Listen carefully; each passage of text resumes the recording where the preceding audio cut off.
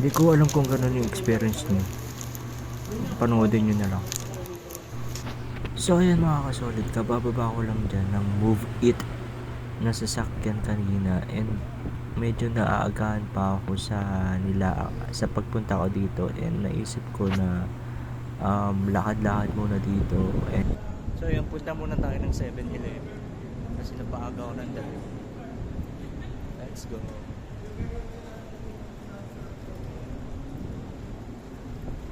Okay, to 7-Eleven. Kain muna tayo pag may dito yung time na mapupo muna ako dyan, and nag-ayos ako ng buhok, at iniisip ko kung ano yung kakainin ko dito.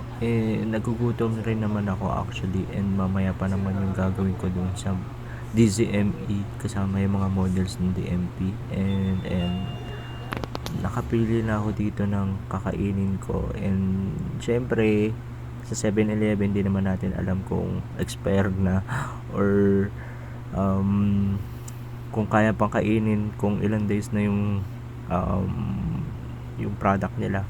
Pero syempre inamoy ko muna yan talaga kung pwede pa, at pinainit ko yan dun sa may cashier. Sabi ko, ma'am, kung pwede pang painit muna.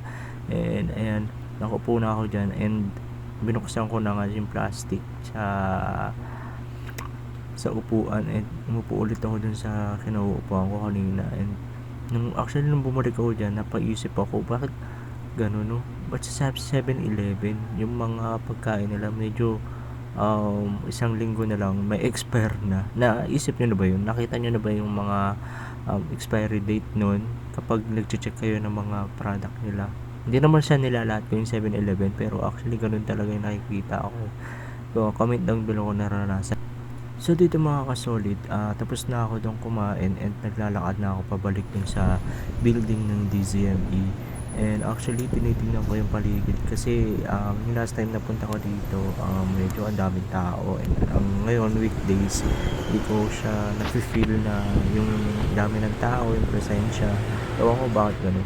And actually ayan na, medyo malapit na ako, and aakit na ako dito sa may elevator, and 18th floor kasi yung yung pinaka studio ng DCME.